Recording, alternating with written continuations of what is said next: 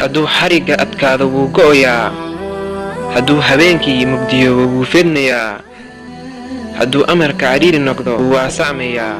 ma adkaan karo xal ulays laba fudayd ah. ka fikir naxariista raxmaanka oo u dembi dhaafay naag zaanoley ah oo waraabisay ay iyo cafinta ninkii dilay 100 qof.